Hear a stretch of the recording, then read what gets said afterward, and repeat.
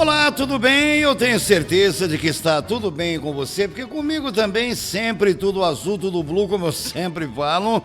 E hoje eu não estou de camisa azul. Hoje estou com uma camisa diferente, mas na entonação, mostrando a energia, fazendo com que nós sintamos aqui a energia positiva, porque nós estamos sempre de bem com a vida. Eu sou André Pacheco e você me conhece. Estamos abrindo mais uma edição do Tributo Conte a Minha História, um quadro que está dando o que falar, onde nós sempre recordamos aqui as trajetórias de grandes celebridades, de gente, tanto de gente que fez sucesso, passou por esse mundo e já morreu, quanto de pessoas que estiveram no alto da montanha, atingiram os píncaros da glória e permanecem vivas entre nós ainda, já gozando de uma boa aposentadoria e deixaram grandes legados. Contando sempre com a responsabilidade do Departamento de Jornalismo do Grupo Metropolitana de Comunicação, com a supervisão e chefia de reportagens do Enzo de Oliveira e a direção-geral do Danilo Teles, eu, André Pacheco, cumprimento a todos, sejam bem-vindos. Estamos juntos mais uma vez aqui agora para recordarmos uma banda que deu o que falar nos anos de 1990, tiveram vida curta, ironia do destino ou não, Deus resolveu levá-los para o paraíso no momento em que eles estavam nos píncaros da glória, no auge e voando baixo, agradando a todas as faixas etárias, pessoas de todas as idades, e os seus shows ficavam abarrotados de pessoas. Multidões e multidões. E olha, acreditem, alguns shows o sucesso era tanto, foi tanto, que em alguns shows, em algumas oportunidades, muita gente ficou para fora com os ingressos na mão. Shows que foram realizados em teatros, em anfiteatros, em estádios de futebol, em ginásios de esportes, espalhados por todo o Brasil. Mas eles tiveram vida curta. Quem se lembra vai sentir saudades. Quem nasceu depois e ouviu falar deles, vai então poder imaginar, aqui na minha narrativa hoje, como foi a carreira meteórica e curta dos Mamonas Assassinas.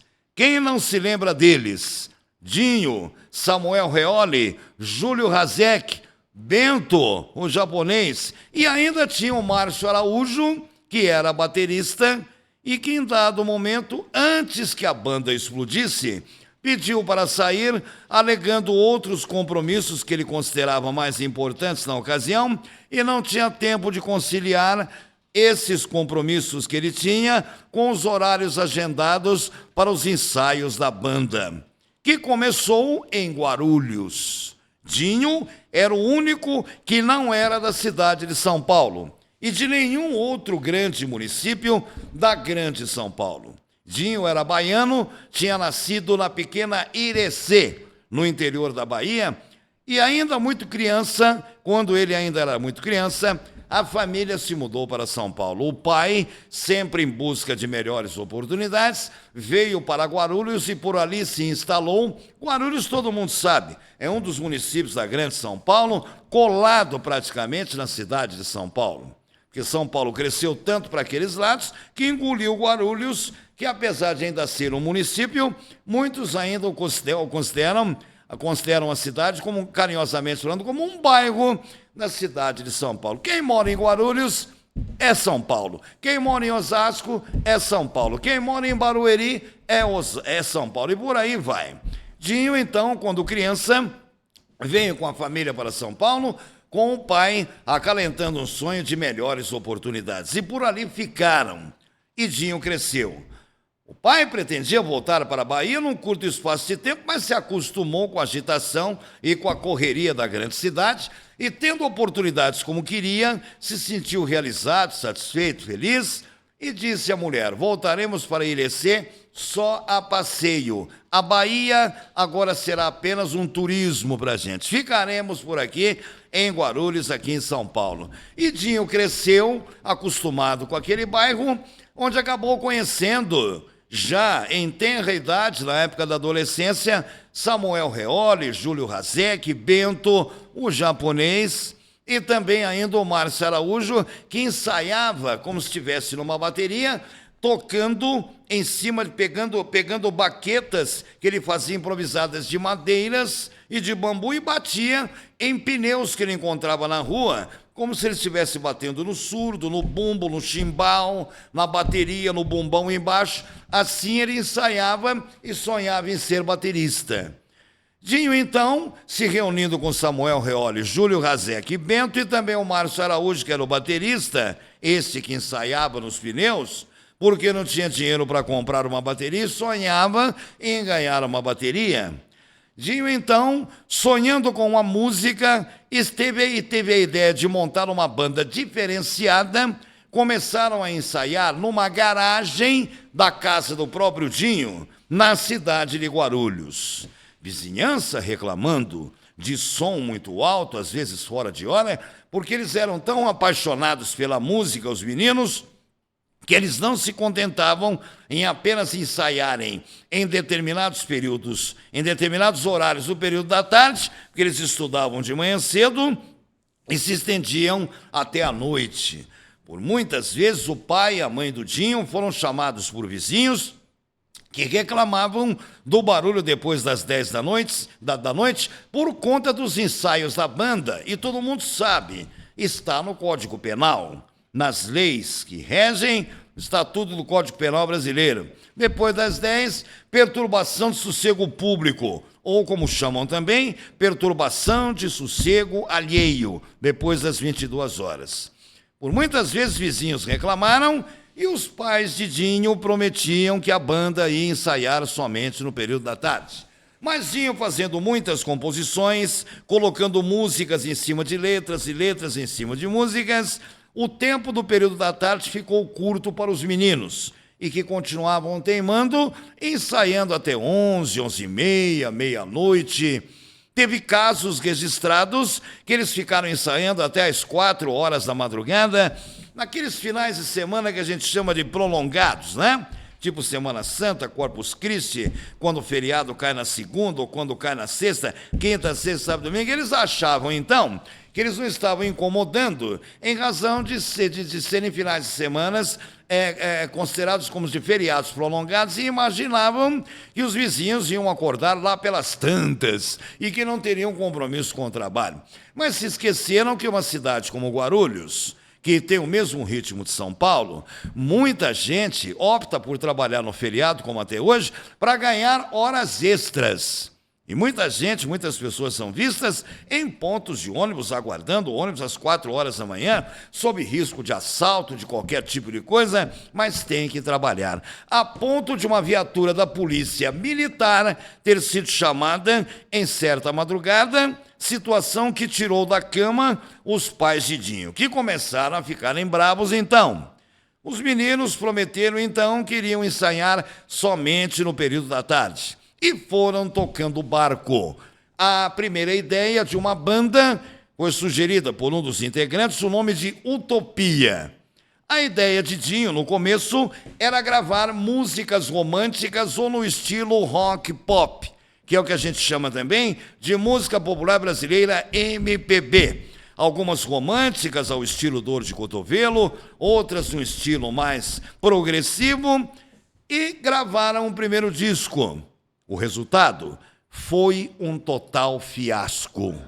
Eles não conseguiram atingir uma quantidade, um número de vendas para ser considerado como satisfatório do primeiro disco que eles tinham gravado, a poder de muito sacrifício, a poder de ficar implorando nas portas das gravadoras, para que pelo menos uma concedesse a eles uma oportunidade de lançarem o primeiro disco, que poderia ter sido chamado do mesmo nome da banda, que era o primeiro nome da banda, que era Utopia, mas foi um fracasso total.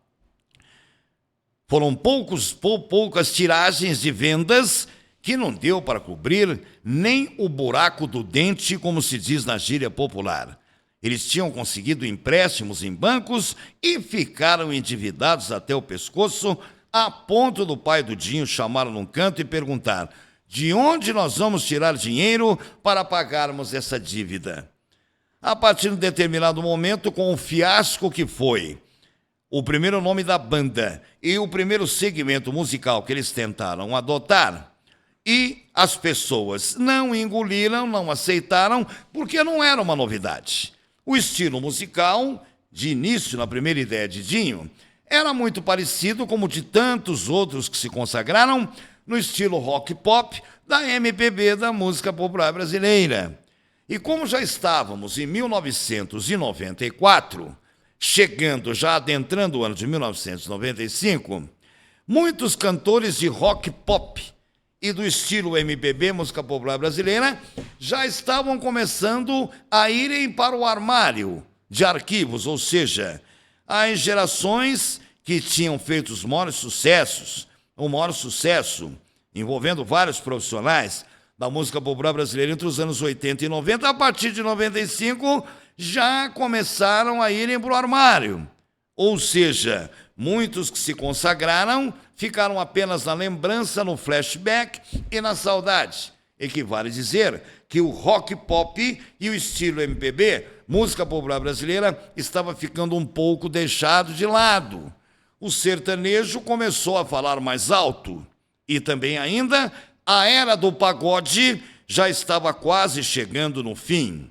O pagode explodiu entre os anos de 92, 93, 94, até 96 já não se falava mais em pagode. Algumas bandas ainda teimaram, insistiram e gravaram até boas músicas, até meados dos anos 2003, 2004, 2005, mas já não eram mais aquelas casas cheias, arrebatadas por multidões, como anos antes, quando essas bandas se apresentavam. E quando, então, Dinho e seus amigos quiseram lançar um segmento musical à la MPB, rock pop, como já era uma coisa batida, repetitiva, o povo queria alguma coisa diferente, uma novidade, razão pela qual foi o maior fiasco.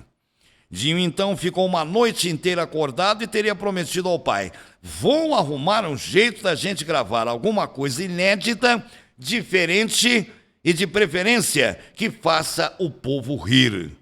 E como Dinho teve a ideia de lançar depois um novo nome e que os levou aos píncaros da glória, meteoricamente falando, e depois com uma vida curta, porque a morte os levou embora.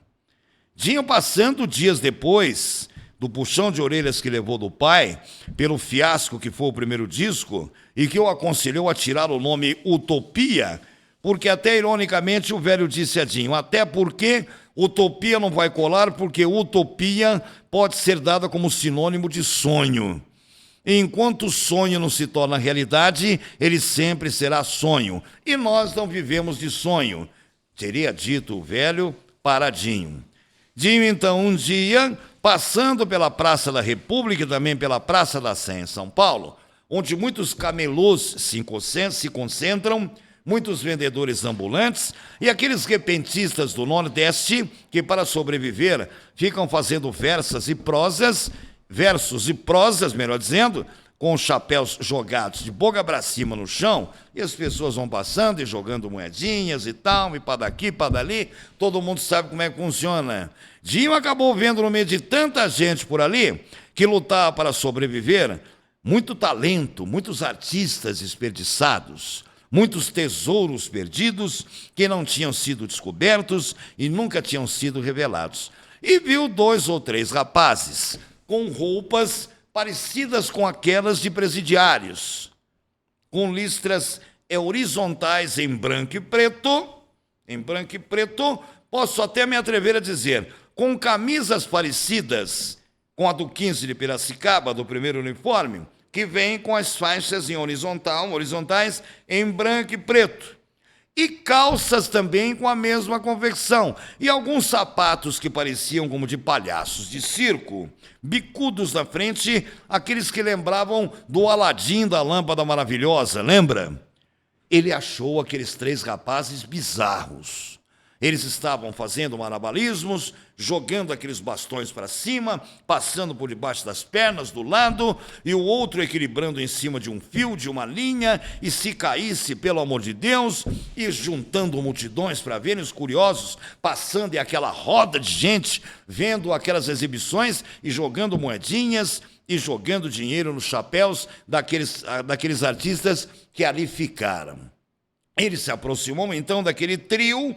Eram três, e que eram tão gozadores, que quando o Dinho perguntou, quais os seus nomes? Os 3 disseram, falando juntos, como se fosse um coral. Somos os 3 patetas. Os 3 patetas de Osasco, ninguém os conhecia. Eles ganhavam a vida ali o dia inteiro, entre as praças da Sé e da República, 2 grandes praças que ficam no coração de São Paulo, na região central da maior cidade da América do Sul. O Dinho, então, ficou impressionado com aquele uniforme e foi para casa, depois de um rápido bate-papo com aqueles 3 patetas, pensando que aquilo ali poderia ser, que aquela vestimenta poderia ser uma inspiração para um uniforme que ele adotaria para a banda de um nome que ele ainda não tinha pensado.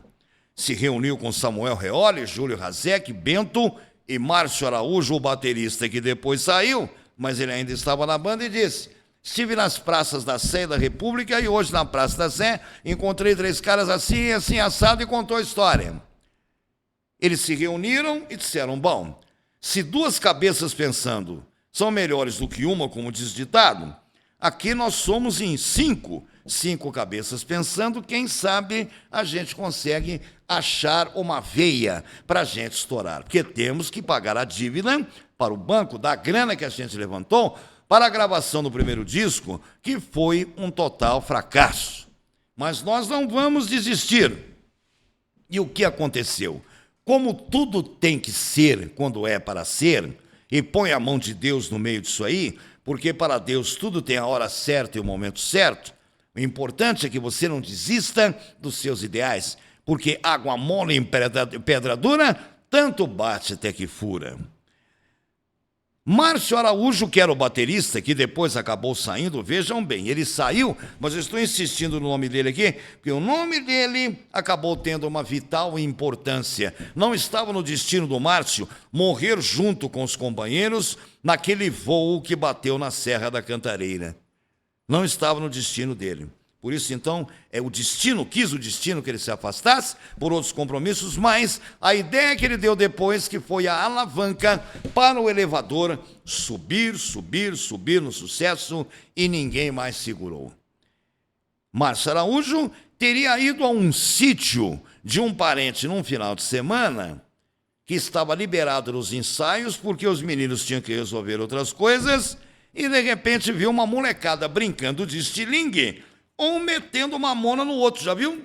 Mamonas. Você vê um monte de mamonas andando por aí, em terrenos baldios, que ninguém corta há muito tempo, vai para o meio do mato, você encontra mamonas. Perto da minha casa tem um terreno lá que há muito tempo está desocupado, ninguém constrói nada, ninguém faz nada, ninguém sabe de quem é, e o mato está dessa altura, de vez em quando a prefeitura manda cortar, mas quando cresce, aparecem aquelas mamonas, aquelas bolinhas verdinhas.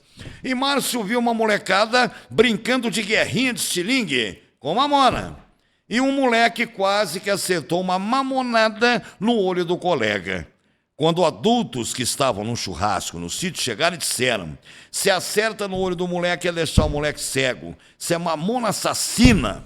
O comentário feito, aquilo acendeu uma lâmpada na cabeça de uma lâmpada, como se fosse a lâmpada, a lâmpada mágica do inventor, do professor Pardal. Márcio voltou naquele domingo para casa, se lembrando daquela cena da mamonada, e o comentário feito por um adulto dizendo, são mamonas assassinas. Aquilo ficou na cabeça dele. Na segunda-feira, ele teria dito que dormiu e sonhou com uma ideia, juntando com aquelas vestimentas que o Dinho tinha visto naquele trio de patetas na praça, E também com as mamonadas que ele presenciou, num sonho ele teria tido a ideia. Por que não Mamonas Assassinas? E viria do nada. Na segunda-feira, Márcio amanheceu na casa do Dinho e antes que os pais acordassem, ele já bateu na porta, o cachorro veio latindo, o Dinho levantou primeiro e ia para a escola, eles estudavam, ele e os colegas.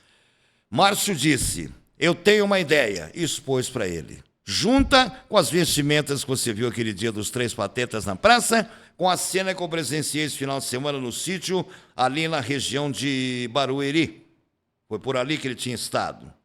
Por que não a banda se chamar Mamonas Assassinas? Dinho, então, já ligou para Samuel Reoli, para Júlio Razek, para o Bento. Naquele tempo não existia isso aqui. Hoje é muito mais fácil.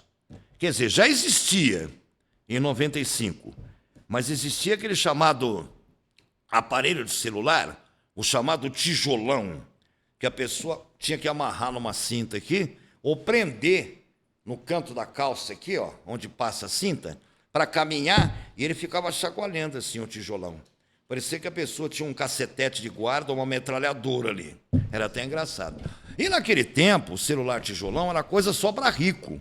Pobre nem passava perto. Depois, a partir dos anos 2000, que ficou mais fácil as classes menos favorecidas terem aparelhos de celulares, até porque aquela primeira fabricação de celular grande foi diminuindo, né? Diminuindo, e tem celular até menor do que esse meu aqui.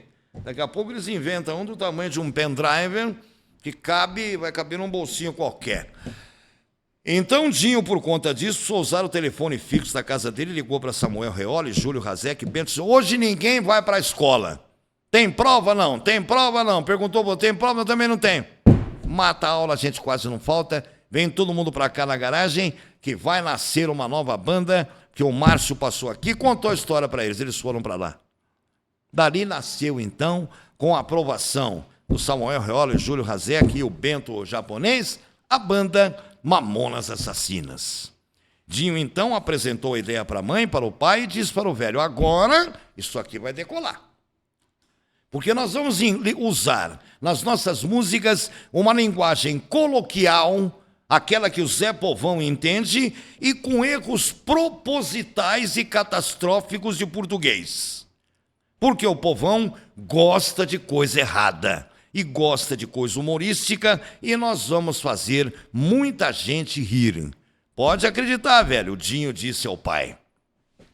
Foi ao centro de São Paulo, encontrou aqueles Três Patetas de novo na praça e perguntou a eles onde ele encontraria vestimentas como aquelas que eles estavam usando. Aquelas camisas e calças com listras horizontais em branco e preto. Eles disseram que tinham comprado aquelas roupas na 25 de março. E a 25 de março, todo mundo sabe, é um local que fica um formigueiro de gente, que eles vendem coisas a R$ 1,99, eles trocam, fazem trocas, inventam um monte de coisas lá. É um centro nervoso comercial para as classes menos favorecidas em São Paulo. Ali acontece o diabo a quatro. E Dinho foi com a mãe dele e perambulou por lojas e lojas, até que numa delas encontrou o tipo de roupa que queria. Chamou os demais integrantes e todos fizeram, no provador da loja, fizeram um experimento, experimentaram, e as roupas serviram, e acabaram contando moedas e catando tostões, porque a família do Dinho era uma família de gente muito simples, humilde, pobre. O pai, quando veio da Bahia para Guarulhos, encontrou oportunidades de trabalho, mas não ficou rico. Assim era a maioria das pessoas que vinham de fora, de outras localidades, qualquer uma do Brasil, para São Paulo ou para a Grande São Paulo. Eles catavam moeda e contavam tostões e pagaram ali na raça aquela roupa para os 5 integrantes. Faltavam os sapatos parecidos com o do Aladim, da lâmpada maravilhosa, mas Dinho desistiu, falou qualquer tipo de coisa que a gente colocar nos pés, ninguém vai prestar atenção. O importante é a roupa e agora vamos nos tornarmos engraçados. Pintaram cabelos, um de laranja, o outro de roxo, com aquelas caras bizarras, fazendo graça, fazendo mímicas e fazendo micagens, e Dinho disse, agora vamos fazer as nossas composições. E a primeira que eles fizeram foi num outro final de semana, quando eles foram para Santos. O Dinho tinha uma Brasília amarela, exatamente com rodas gaúchas, como estava na letra da música. E foram para Santos. E no litoral, indo e voltando, presos no trânsito, aquela coisa toda, nasceu a ideia na cabeça do Dinho: Pelados em Santos.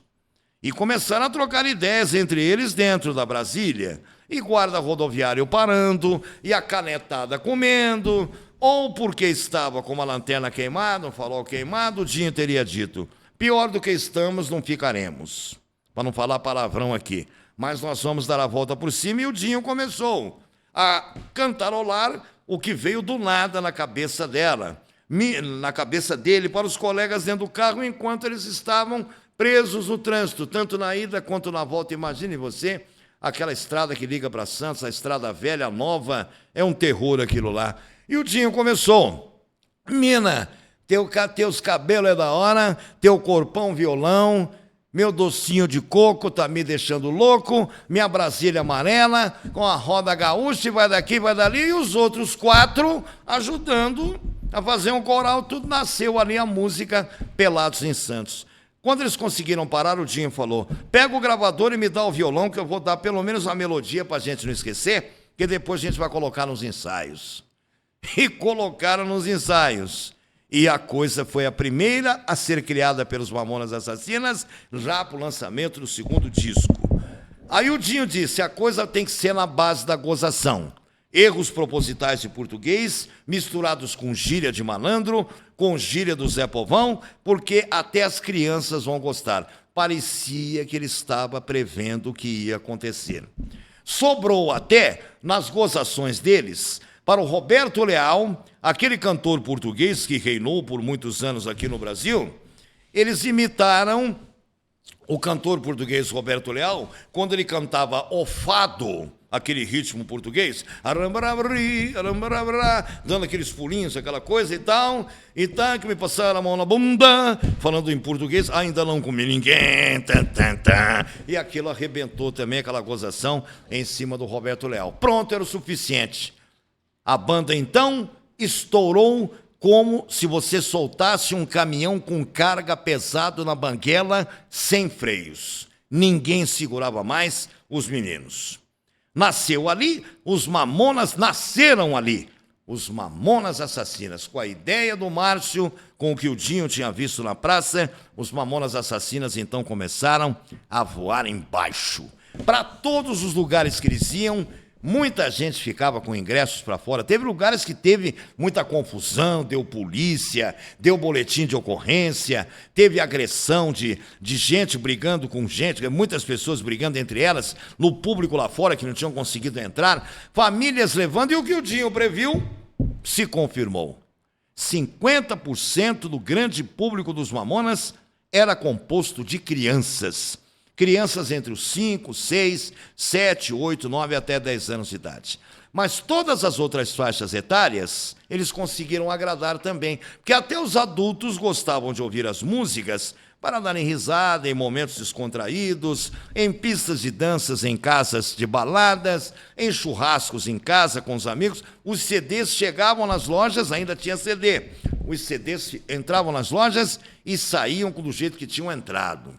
Quem chegasse atrasado para comprar, já não pegava mais, tinha que esperar a outra prensada, né, que a gente chama, como chamavam, a outra prensada que as gravadoras davam para emitirem mais outras cópias daquele CD. E na capa apareceram, do CD, que seria o antigo disco de vinil, na capa do CD apareceram aqueles meninos com aquelas roupas que a primeira impressão que causaram é como se fossem roupas de presidiários, que antigamente os presidiários usavam roupas daquele jeito. Hoje já não existe mais isso. Mas depois, com o recado deles, com as músicas, as coisas, então, todo mundo começou a entender a nova mensagem deles. E foi o maior sucesso. Pelados em Santos, a sátira em cima do Roberto Leal, e por aí vai, com tantas e tantas outras composições. E eles começaram a serem chamados para os programas de televisão. Foram no programa do Raul Gil, foram no Gugu, no Silvio Santos, depois foram na Eliana, depois o próprio Silvio o chamou no horário dele, e foram no Faustão, e quando chegaram à Globo, então, detonaram, fazendo Faustão ter o maior pico de audiência da história de todo o programa dele, enquanto ele ficou lá por mais de 30 anos, naquela edição, num determinado domingo, com a visita dos Mamonas Assassinas, com aquelas roupas engraçadas, os cabelos pintados e as caras pintadas, e aquela pulação como se fossem crianças perdidas no meio de uma praça qualquer no Jardim da Infância, agradando a gregos e troianos e aos os demais que viessem. Os shows, então, lotaram a agenda. A grana preta começou a entrar. Primeira coisa que o Dinho disse, chamou o pai, primeira coisa que o Dinho fez, chamou o pai e falou, olha, essa aqui, que está nessa maleta, é para pagar o que nós estamos devendo para o banco do nosso fracasso na primeira tentativa. E o que sobrar aqui agora a gente vai acertar as nossas vidas.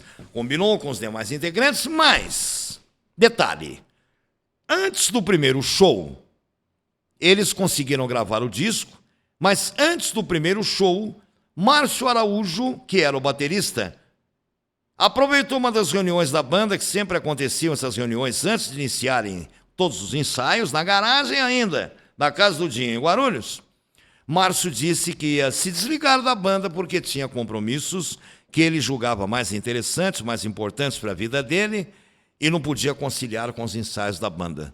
E se desligou. Então ficaram Dinho, Samuel Reoli, Júlio Razek e Bento, os quatro. Entre Júlio Razek e Samuel Reoli se viravam na bateria, o Dinho também e tudo mais. Aliás, todos eles tocavam todos os tipos de instrumentos. Deram shows à torto e direito nesse Brasil inteiro. Até em países da América do Sul, como Argentina, Venezuela, Paraguai, que são países vizinhos ao Brasil, e que, muito embora o idioma seja o castelhano, que chamam muitas vezes de portunhol, uma mistura de português com espanhol, muita gente desses países também tinha comprado CDs dos Mamonas. E os shows deles, então, começaram a serem agendados também para aqueles lados. E eles estavam ganhando muito dinheiro. O ano de 95 foi o ano mais importante de toda a vida daqueles meninos e da carreira meteórica e curta dos Mamonas Assassinas. Depois de muitos shows, depois de muitas agendas, empresários poderosos começaram a procurar os meninos. Até a Rede Globo teria feito menção a uma possibilidade de uma proposta para montar um quadro dos Mamonas Assassinas para a televisão num programa humorístico.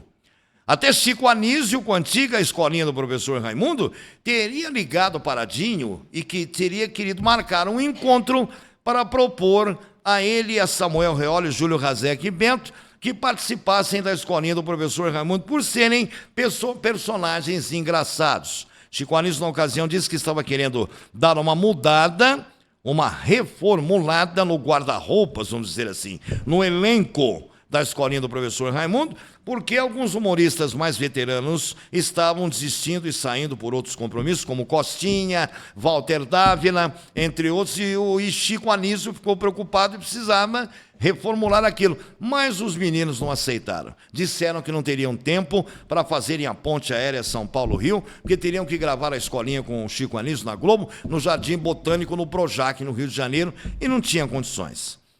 Eles viviam mais em aviões do que em casa, mais pelo alto voando do que em terra firme, de tantos shows que faziam. E estavam até cansados os meninos. Pensavam eles em tirarem umas férias já quando começou o ano de 1996.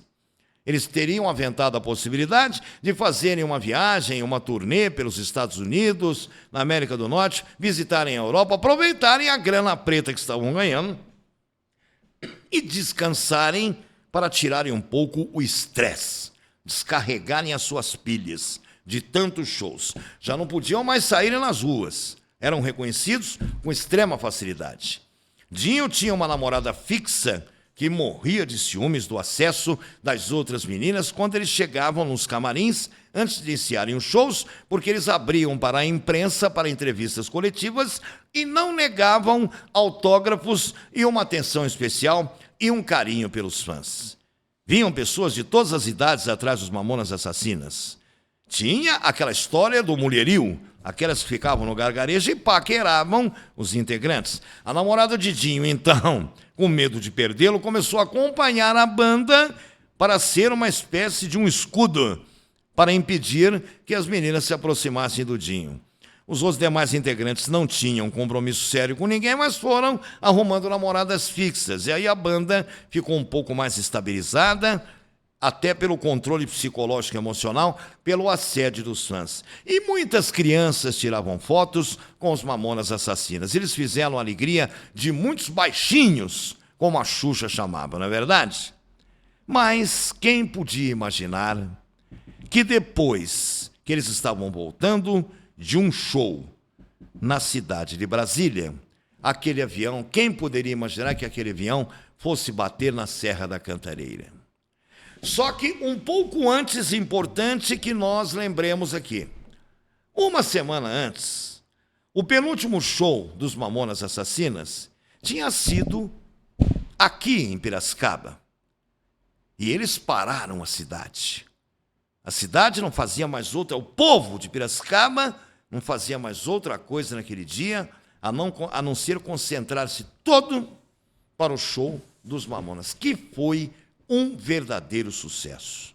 O show dos Mamonas em Piracicaba, uma semana antes da morte deles, foi considerado o show que mais público teve em toda a história da cidade, que já recebeu grandes artistas da música popular brasileira, atores de novelas consagrados, gente muito importante, gente que gravou muitos discos, até Roberto Carlos, acreditem, até Roberto Carlos, o rei, eles superaram. Só que é bom lembrar que Roberto Carlos esteve em Piracicaba na década de 70, quando ainda estava estourando na música popular brasileira.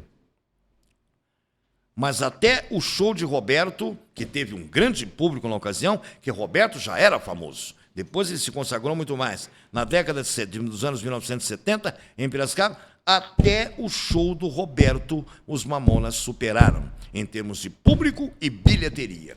Independentemente de termos que calcular aqui o valor do dinheiro da época, que eram milhões de cruzeiros antigos, para o real, não importa. O fato é que eles superaram até a bilheteria de Roberto Carlos e o público também. Outros grandes passaram por aqui, podemos até enumerar alguns. Podemos até citar Ivan Lins. Quem que dispensa um show de Ivan Lins? Top, chique.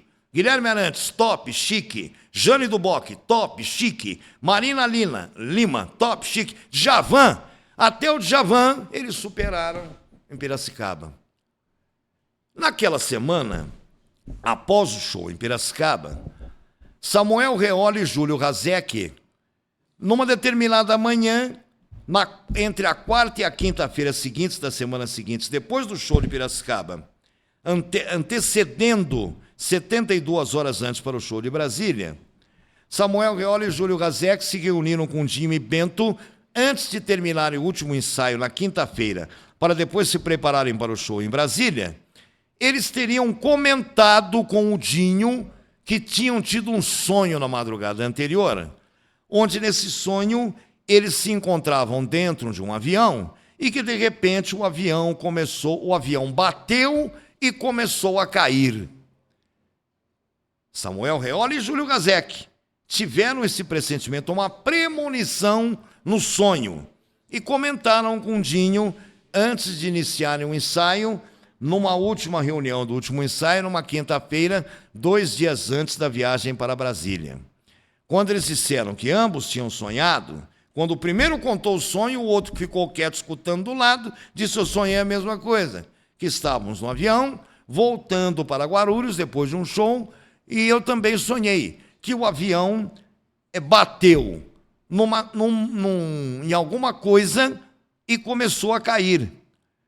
Quando o segundo confirmou, Júlio Razek, ouvindo o relato de Samuel Reoli, Dinho disse: isso é papo furado, isso é a manifestação do subconsciente de vocês, a gente acaba sonhando muitas coisas relacionadas às coisas que a gente faz, a gente vive muito mais tempo em avião do que em terra firme, é show para cá, show para lá, deixa isso aí para lá, não fiquem colocando minhocas na cabeça, porque não vai acontecer nada, vamos para Brasília. E lá foram os meninos para Brasília. Naquela região da cidade satélite, então, o show deles foi um outro grande sucesso. E teve gente que ficou para fora com os ingressos nas mãos, porque não cabia tanta gente no local onde eles tinham marcado o show em Brasília. Fizeram um show normal, que acabou por volta de 11, antes das 11h30 da noite. Eles tinham começado às 9 horas. Há quem diga que os Mamonas Assassinas, ao contrário de muitos outros artistas, eram pontuais, não gostavam de atrasar. E que, ao contrário de muitos artistas que se consagraram com o tempo, que ficaram metidos, de narizes empinados, Dinho, Samuel Reole, Júlio Razek e Bento mantiveram a humildade e a simplicidade dos tempos em que eles não eram nada. Acabando o show em Brasília, montaram no avião e estavam voltando para São Paulo, quando, em dado momento, já adentrando a madrugada do domingo, até hoje não ficou muito bem explicado o que aconteceu na comunicação da torre de controle para com o piloto e o copiloto. O fato é que o avião fez uma conversão errada quando já tinha visualizado lá de cima o local onde eles iam pousar. Porém, ao invés de fazer a conversão para um lado, seguindo as orientações da torre de controle, para que facilitasse o pouso, o piloto teria convertido para o outro lado e, de repente, tudo escureceu. Quando o piloto percebeu o erro que tinha cometido, tentou recuperar o contato com a torre de controle, mas já era tarde. O avião foi bater bem na ponta, pode-se chamar da cabeceira, da Serra da Cantareira. E com aquele choque, o avião caiu e todo se despedaçou. Morria ali o sonho, morria ali o sucesso, morria ali o lado meteórico, a situação meteórica na qual a banda se envolveu depois que mudou o nome e se uniformizou de uma forma engraçada e falando a língua do povo, a língua que as crianças gostavam, com músicas engraçadas e erros propositais de língua portuguesa, trocando singular por plural, erros de concordância, entre outras e outras coisas engraçadas propositais que fizeram desabrochar um grande talento que estava incutido, escondido dentro do Dinho, do Samuel, do Júlio e do Bento. E com certeza esse talento também está até hoje dentro do Márcio, que só não morreu porque saiu antes da banda, como aqui já foi relatado. Não era destino dele, mas sim dos meninos, que tinham que partirem juntos para um plano maior, e como foram. Claro que alguns detalhes aqui a gente até deixa de lado, para que a saudade que sentimos e que nos traz aquela alegria, com aquelas imagens engraçadas que ficaram retidas na nossa memória, daqueles meninos pulando, feito crianças que não se comportavam no jardim da infância, nos palcos dos lugares por onde eles passaram, e com os shows que deram, arrebatando multidões. Essa alegria nós sentimos com essa lembrança, mas não vamos entrar em detalhes de como foi feito o resgate de todos os 4 corpos que, infelizmente, se despedaçaram e se desmembraram por toda aquela região, em um local de difícil acesso, na Serra da Cantareira. O avião foi encontrado em menos de 48 horas depois. Bombeiros estiveram lá, unidades de resgate, policiais, muita gente se envolveu no resgate. Mas na hora de resgatarem os corpos, é que foi a parte mais triste. Os corpos estavam despedaçados, onde se achava um braço de um aqui, e a perna do outro lá, e a cabeça do outro ali atrás, e a outra perna do outro lá adiante. E é claro, já deu para todo mundo entender, porque o avião na descida, com o choque contra a Serra da Cantareira, bateu, caiu, acabou pegando fogo também, e com o choque foi violentíssimo, caindo no local de difícil acesso na Serra da Cantareira, se despedaçou todo também pela própria altura, entre o cume da serra até lá embaixo, onde foi parar. Evidentemente que os corpos acabaram se despedaçando.